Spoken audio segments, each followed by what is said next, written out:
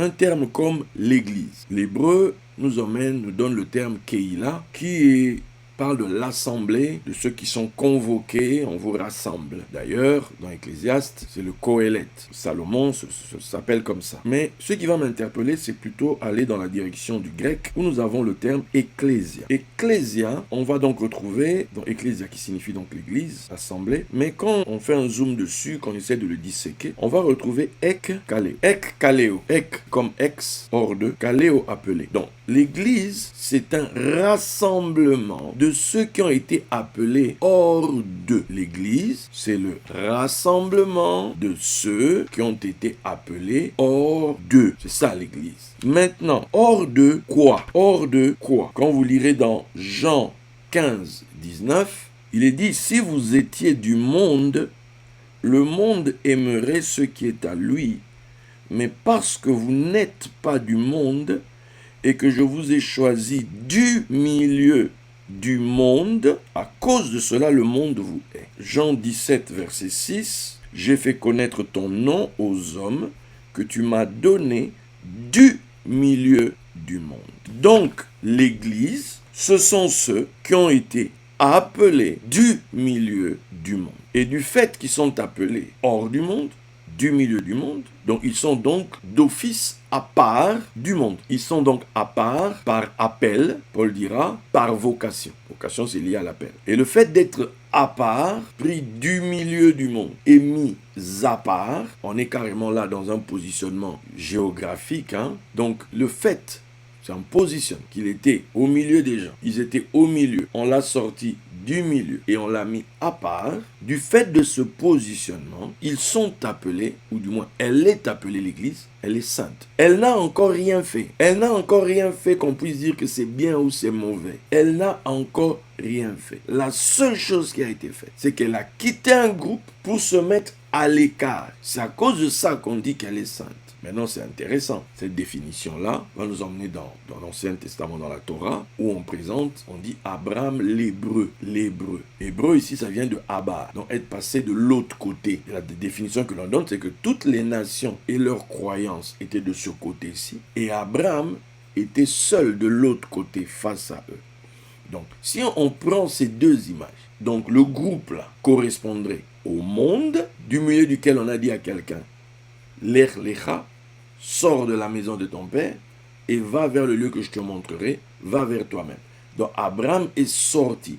Abraham a été mis à part par appel. Donc Abraham, l'hébreu, équivaut à Abraham le saint. Abraham est sanctifié par son appel. Abraham est mis à part du monde, de son système de pensée, de réflexion, de culturel, religieux, etc.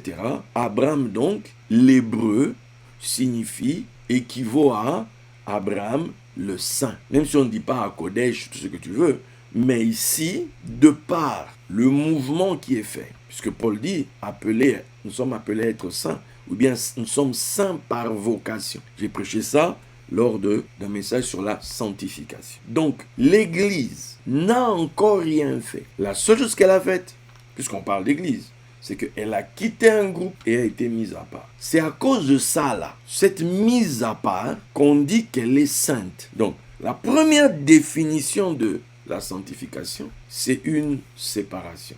C'est une mise à part. Là, on est juste dans un positionnement géographique. Eux, ils sont à l'est, les autres sont à l'ouest. Donc, appelés hors du monde. Maintenant, ça doit être posé, ça doit être clair pour chacun d'entre vous. Qui a fait le monde? C'est Dieu. C'est Dieu qui a fait le monde. Maintenant, quelqu'un pourra dire, mais comment est-ce que Dieu fait le monde? C'est lui qui a fait. Et là, on va nous dire, n'aimez pas le monde et les choses qui sont dans le monde. C'est quoi cette affaire? Surtout que, comment on peut nous dire à nous de ne pas aimer le monde, que celui qui a l'amour du monde, l'amour du Père n'est pas en lui?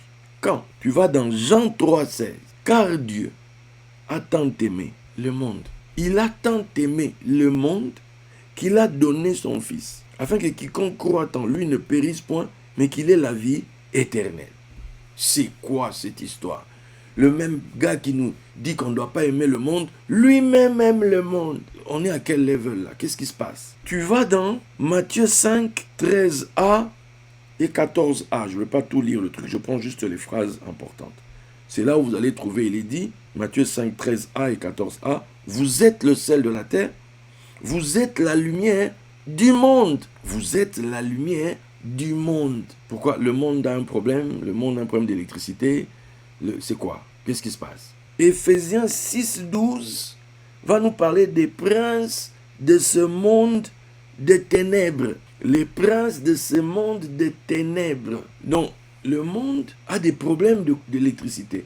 Le monde a des problèmes de délestage. Le monde vit dans l'obscurité. On dit, Éphésiens 2, vous étiez morts par vos offenses et par vos péchés dans lesquels vous marchiez autrefois, selon le train de ce monde, selon le prince de la puissance de l'air, selon l'esprit qui agit maintenant dans les fils de la rébellion. On va plus loin. Éphésiens 4, 17. Voici donc ce que je dis et ce que je déclare dans le Seigneur. Vous ne devez plus marcher comme les païens qui marchent selon la vanité de leur pensée. Ils ont l'intelligence obscurcie. Ils sont étrangers à la vie de Dieu. On explique à cause de l'ignorance qui est en eux, à cause de l'endurcissement de leur cœur. Quand on dit ténèbres, c'est à cause de l'ignorance. Donc, le monde est comme il est, vit comme il vit, comme on dit, selon le train de ce monde, avec la convoitise de la chair,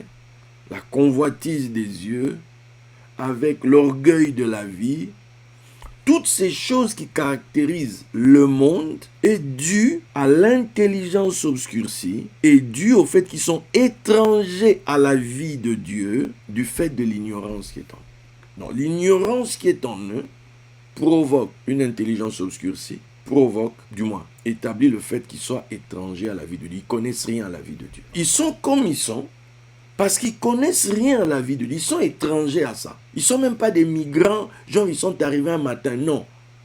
Ils sont étrangers. Ils ne savent même pas que ça existe. Ils ne savent pas que ça existe. C'est pour ça qu'ils sont comme ils sont. Tu auras beau. Ils sont étrangers à ça. Ils ne savent même pas. De quoi tu me parles? Ils sont dans une logique à eux, tout comme toi, tout comme moi. Puisque n'oublions pas, l'Église, ce sont des appelés hors du monde.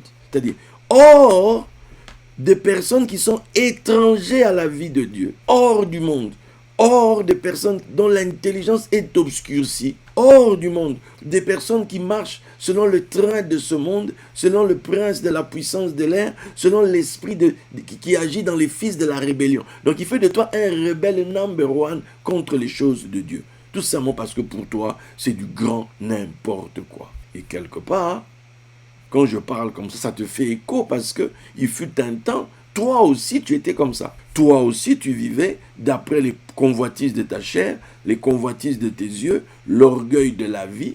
Toi aussi tu fonctionnais comme ça, un rebelle number one, prêt à taillader à gauche et à droite, prêt à siphonner à gauche et à droite, prêt à... Bref. Toi aussi, à un temps, tu étais comme ça. On te parle des choses de Dieu. C'est quoi ces histoires? C'est-à-dire, totalement étranger aux choses de Dieu. Le monde est là. Qui l'a fait? C'est Dieu qui l'a fait comme ça. Donc on a là un vivier, on va appeler ça comme ça, de tout et de n'importe quoi. On est face à un tohu-bohu qui est là. Hein? Vraiment, c'est du grand n'importe quoi. Des ténèbres recouvrent la terre. C'est-à-dire, l'ignorance provoque des intelligences obscurcies, provoque des gens qui sont étrangers à la vie de Dieu. Ils ne savent pas ce que c'est. Ils ne savent pas ce que c'est. Maintenant, toi et moi, nous faisons plus partie de ce groupe-là, normalement. Parce que nous avons été appelés hors de ce groupe-là. Est-ce que dans ce groupe-là, on n'avait pas d'amis? Si, on avait des amis. Est-ce que dans ce groupe-là, il n'y avait pas nos familles? Si, il y avait nos familles. Est-ce qu'il n'y avait pas des collègues de travail? Si, il y avait des collègues de travail. Donc, c'est un système où même tu avais des amis, tu avais des gens que tu affectionnais particulièrement et compagnie. Et puis un beau jour, on t'a appelé. Et puis un beau jour, suite à différentes situations, toi qui n'entendais rien, qui étais sourd comme un pot à toute parole qui vient de Dieu ou je ne sais pas quoi, qui était totalement étranger à toutes ces choses qui te dépassent. Et puis un beau jour, soudainement, c'est comme si, ça c'est quoi? Un jour, subitement, tu as entendu. La parole a fini par t'atteindre. La parole a dépassé toutes les bâches, les trucs que tu avais, tout. les œillères, tout ça dépassé. Puis un beau jour, c'est comme si tu t'es réveillé d'un profond sommeil. Tu te dis, mais attends, il y a autre chose. C'est quoi ça là? Et ça t'a amené petit à petit à sortir du groupe. C'est pas évident, la sortie du groupe. Dans certains endroits, tu te fais lapider. Dans certains endroits, tu te fais humilier. Dans certains endroits. C'est-à-dire que dans ta propre famille, on te méprise. Pourquoi? Parce que tu quittes le monde. Tu es sorti du monde. Tu es sorti de ce cosmos, de ce système-là, pour répondre à un appel. Rien que le fait de répondre à l'appel, d'aller vers l'appel, ça fait de toi l'Église. Ça fait de toi l'Église. Mais bon, ok. C'est quoi le projet? Pourquoi on appelle des gens hors de l'Église? Hors du monde? Pourquoi on appelle des gens? Pourquoi on appelle ce groupe-là? Pourquoi on les fait sortir? N'oublions pas. Le monde, c'est Dieu qui l'a fait. Le monde, Dieu aime le monde. On dit il a tant aimé. Dieu a un rapport particulier avec le monde. Il aime le monde. Maintenant, il sait que le monde tel qu'il est là est dans une totale... le monde est aveugle.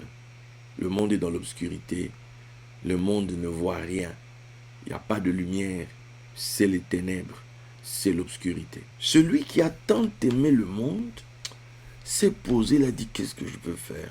Qu'est-ce que je peux faire? Donc, c'est un système qui a été bâti par, j'allais dire, ceux qui le mettent en place sont étrangers à la vie de Dieu.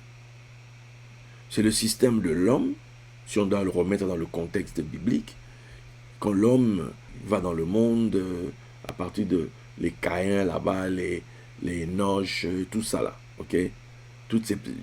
Quand les hommes se mettent à bâtir, les hommes bâtissent des systèmes sans Dieu. C'est un système duquel on a retiré le chandelier. C'est un système dans lequel on a retiré la connaissance de Dieu. Ça n'y est plus. Donc les hommes vivent, ils vivent. Les hommes vivent selon leur chair. Ils vivent selon leurs pensées obscurcies pour le coup. Ils se font des idées, ils se montent des religions, ils se montent des systèmes, etc. Mais les hommes vivent. Puisqu'il faut vivre, ils sont vivants, voilà. Maintenant, tout ce système, Dieu a pitié de ce système. Dieu aime, Dieu les aime. Il y a ce texte dans le livre de Jonas. Jonas 4. C'est l'endroit où Jonas est vraiment énervé parce que Dieu, il attend que Dieu détruise Ninive comme il a dit. Et Dieu, pour le coup, ne détruit pas Ninive. Jonas est hyper énervé. Il dit, c'est pour ça que je ne voulais pas venir ici. Tu ne vas jamais au bout de tes colères. Voilà, tu craques. Voilà, tu trembles. Tu n'appuies pas sur la détente. Vraiment, ça servait à quoi que je vienne ici faire 40 jours en train de parler ici que vous allez détruire pour qu'au final les gens ne soient pas détruits. Donc, à un moment donné, tellement le soleil est fort, Dieu fait pousser une petite plante là qui lui sert d'ombre. Ah, ça lui fait quand même du bien, ça les calme. Hein? Un peu tôt de stress là, ça descend un peu. Ah, vraiment, merci. Il est content pour la plante. Boum, quelques temps après là, Dieu envoie un ver qui bouffe la plante et la plante meurt. Oh, Jonas est fâché. Il est hyper, c'est-à-dire que la colère vient doublement. Maintenant, il est énervé. Comment est-ce que Dieu peut tuer la plante là? Cette plante qui lui faisait du bien, Dieu vient encore tuer la plante. Il n'est pas content. Je pense que du part, tu me dis, oui, non, c'est vrai, Jonas n'est pas content. Maintenant, quand tu lis Jonas 4 à partir du verset 10, Dieu lui dit, donc tu es énervé à cause de la plante ici qui en fait, tu n'as même pas souffert pour ça, etc. Et ça te fait de la peine. Tu n'es pas content. Il dit, mais, et moi, je n'aurai pas pitié de Ninive, la grande ville dans laquelle se trouvent plus de 120 000 hommes qui ne savent pas distinguer leur droite et leur gauche et des animaux en grand nombre. Moi, je n'aurai pas pitié de ces gens qui sont ignorants. C'est moi qui les ai faits. Toi-même, c'est même pas toi qui as fait la plante pour laquelle tu te plains là. C'est pas toi qui as fait. Tu n'as rien fait là-dedans. Maintenant, si toi tu as pitié de la plante, maintenant imagine-moi qui ai fait ces gens. Imagine-moi qui les a fait. Pour le coup, en plus, ils ne savent ni distinguer ni leur gauche ni leur droite. Donc, ils sont dans une totale ignorance. Ils sont en train de périr comme ça. Donc, je vais laisser quoi? Non, car Dieu a tant aimé le monde.